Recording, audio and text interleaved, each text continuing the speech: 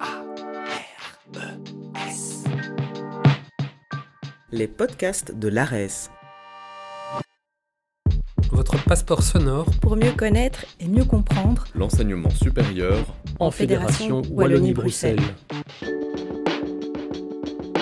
Zoom. Là où les voix expertes résonnent, où les histoires se dévoilent et où les idées prennent vie. Et où les idées prennent vie.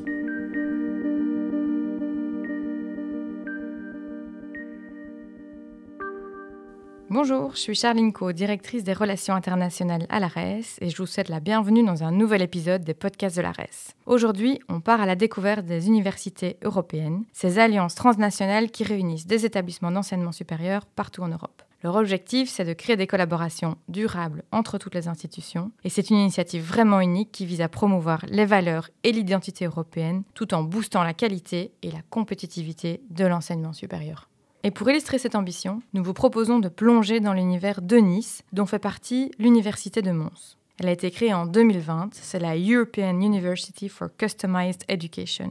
C'est une initiative qui réunit 10 établissements d'enseignement supérieur. Pour mieux comprendre cette alliance, on a le plaisir de recevoir Ronnie Snijders. Ronnie est membre du conseil rectoral en tant que coordinateur de l'Université européenne ENIS à Lumons. Lumons joue un rôle actif dans l'alliance en tant que membre de Nice depuis ses débuts. Bonne écoute! Bonjour Ronnie. Première question, pourquoi avoir rejoint une alliance ?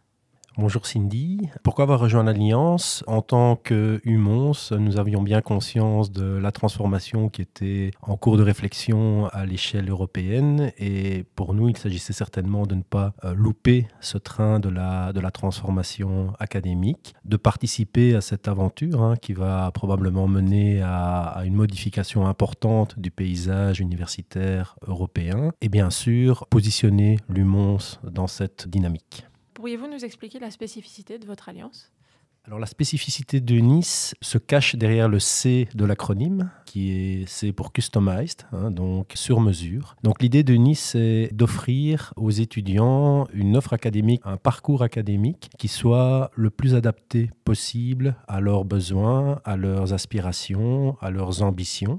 Ce qui s'oppose quelque part au modèle actuel, qui est un modèle universel de l'université, sauf pour quelques universités d'élite ou quelques épifew ont droit à cette approche individualisée. Et donc, UNIS ambitionne d'offrir ce type d'approche au plus grand nombre, en particulier pour des populations étudiantes dans les régions des universités UNIS qui ne sont pas toujours les plus favorisées d'un point de vue socio-économique. Donc, ça nous paraît extrêmement important. Alors, on peut se dire que c'est très ambitieux et effectivement, ça l'est. Maintenant, en mettant en collaboration les forces vives académiques, administratives et les outils numériques que nous avons appris à découvrir à travers la crise du Covid, nous sommes persuadés que nous pouvons tendre vers cet objectif idéal. Donc, je dirais que c'est ça, la spécificité de Nice.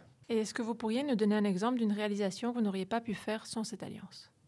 Alors, il y en a beaucoup. On a déjà mis en place, et ils sont opérationnels, des programmes de cours qui n'auraient pas pu exister à l'initiative d'une seule des universités, puisqu'ils sont co-construits et collaboratifs. Maintenant, je dirais que ce qui est peut-être le plus visible et impactant, c'est une plateforme informatique à l'échelle du réseau, donc qui a été construite par les différentes entités, qui permet en fait un échange d'informations entre des structures qui offrent des possibilités de mobilité sous forme de stage, de travail, de fin d'études, voire de thèse de doctorat, et la possibilité pour les étudiants, évidemment, d'aller consulter ce catalogue d'offres. Et donc, cette plateforme est extrêmement intéressante parce qu'elle permet aux étudiants d'avoir accès à des possibilités nettement plus nombreuses que ce qu'ils auraient localement, bien sûr. Mais elle permet aussi aux différents laboratoires, voire aux partenaires associés de l'université européenne, et donc on en a une centaine, de rentrer en contact, de mailler, et donc finalement de permettre le développement de nouvelles collaborations à travers cette aventure académique. Merci.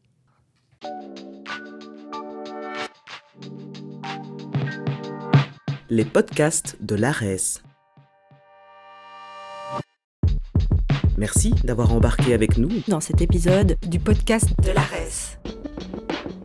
Retrouvez nos interviews, nos tables rondes et nos reportages sur votre plateforme de podcast. À bientôt pour de nouvelles découvertes.